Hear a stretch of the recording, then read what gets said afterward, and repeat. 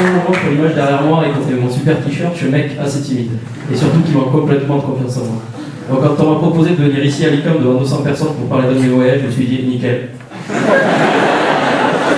C'est tout à fait mon nom, je vais bien dormir cette semaine. Mais voilà, je suis là pour vous parler d'un de mes voyages qui a commencé devant la télé, devant Nu et culotté.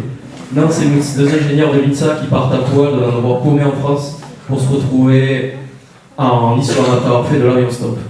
C'est couillu, mais d'un autre côté, ça donne quand même un peu envie. Et au point que je me suis dit un jour, mais pourquoi pas moi? Je suis ingénieur comme eux, j'habite à Toulouse comme eux, donc je me suis lancé sur un... C'est rigolo. Je suis lancé sur un défi avec mon pote Manu. Il habite Toulouse, mais ses parents habitent Quimper. Il a du mal à rentrer chez lui. Le train, l'avion, le covoit, il n'y a pas vraiment de bonne solution. Je lui ai dit, ce voyage, je peux le tenter en stop. Les mecs de Nu et culotté y arrivent, pourquoi pas nous? Bon, il n'était pas vraiment chaud, donc il est parti un vendredi en train. Je suis parti le lendemain en stop. Je suis arrivé dans le début de l'après-midi à Quimper. Un peu trop tôt d'ailleurs, il était encore avec ses parents en train de cueillir les champignons. Mais voilà, ce voyage m'a plu, j'en ai fait d'autres. Et j'ai cherché un défi plus grand pour traverser l'Europe. Et là, je me suis souvenu d'un mail d'un pote qui m'avait dit de venir le voir à Stockholm. Stockholm, le défi est tout trouvé. Et comme n'importe qui fait un voyage en bagnole, ben j'ai fait un petit Google Maps pour m'aider.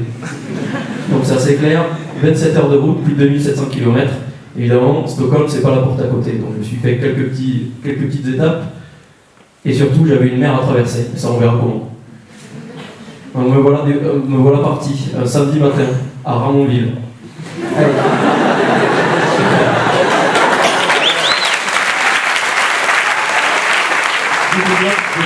Mon frère, bon, la meuf de la pancarte n'a pas duré, il s'est mis à flotter, il a fallu que je trouve une bagnole assez rapidement.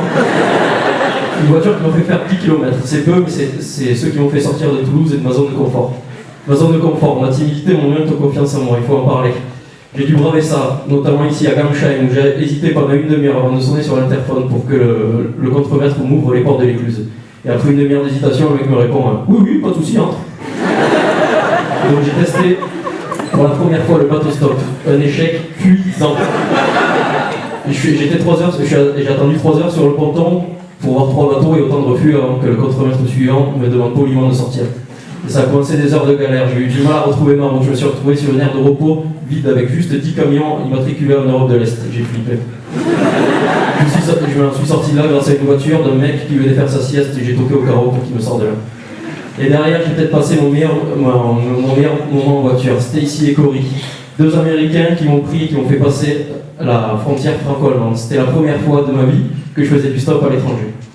Cerise sur le gâteau, j'ai réussi à faire marrer les 2 ricains dans la langue de Shakespeare. C'était un vrai exploit. Mais bon, voilà, me revoilà sur une nouvelle ère à Karlsruhe, en Allemagne. Et là, je m'aperçois un truc très con que j'ai oublié, c'est que je parle pas allemand. Ce qui est totalement logique puisque j'ai jamais appris l'allemand, vous le savez. Mais voilà, il y avait une barrière de plus à passer et j'ai réussi à la passer. 2 gentils Allemands m'ont déposé à Francfort devant mon auberge de jeunesse. Mais voilà, je dois vous avouer quelque chose, j'ai pas vraiment tout réussi. Le lendemain à Francfort, c'est le drame. J'attends 4 heures sur un trottoir, personne ne veut me prendre. Je sais pas, j'étais peut-être pas bien coiffé ce matin-là. Du coup, voilà, j'ai dû chercher une autre solution. J'ai fait du covoit pour arriver à Hambourg, où m'attendait un pote le soir, mon pote Marceau. Je dois le remercier, grâce à lui, j'ai eu un truc très très important. J'ai pu faire une machine et avoir des vêtements propres. Bon, surtout, il m'a fait visiter sa ville, Hambourg. Il m'a fait visiter sa ville à travers ses yeux, sa vue du port depuis son bureau et son quartier de San Paoli, très animé le soir. Donc, merci Marceau. Mais bon, voilà, quand il n'y avait pas Marceau, le soir, je dormais en auberge de jeunesse. Je voulais faire du couchsurfing, mais je me suis mal pris. Du coup, j'étais à l'auberge le soir et je vous garantis, c'est très, très harassant, très fatigant le stop. Et le soir, quand j'arrivais, j'avais pas forcément le courage, l'énergie pour aller parler à des gens.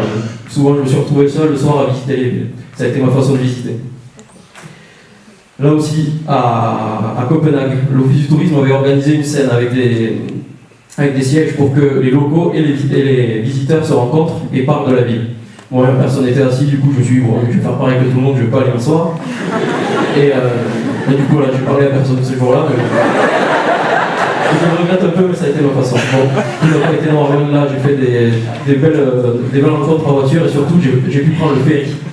Grâce à un Slovène qui revenait de chez lui, qui avait récupéré la voiture de son père pour revenir à Copenhague, là où il habite, il m'a fait traverser la mer entre l'Allemagne et le Danemark, La traversée coûtait 96 €, je l'ai remboursé avec un Kit Kat derrière.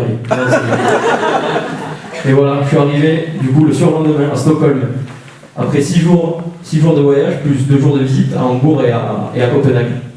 Pour les amateurs de chiffres, je suis monté dans 22 voitures et un ferry. Voilà, je suis arrivé là à l'autre bout de l'Europe où m'attendait Cyril, un pote que j'avais pas vu depuis 6 ans. Celui qui a envoyé le mec qui a commencé cette aventure. Là-bas, on avait beaucoup de choses à se raconter, on a bu des bières, on a mangé des steaks d'élan et on a joué au sport à la mode à Stockholm, la pétanque. Qui l'eût cru? Donc voilà, j'ai réussi mon pari. J'ai réussi à aller dans des aires d'autoroute et à demander à des gens de me prendre un peu plus pour me faire voyager au nord. Mais le soir, quand j'étais fatigué, quand j'en avais plus besoin, je ne suis pas allé forcément parler aux gens. Mais voilà. Donc parler aux inconnus, ça a été difficile, je le fais aujourd'hui ce soir et promis, j'essayerai de le faire pour mon prochain voyage.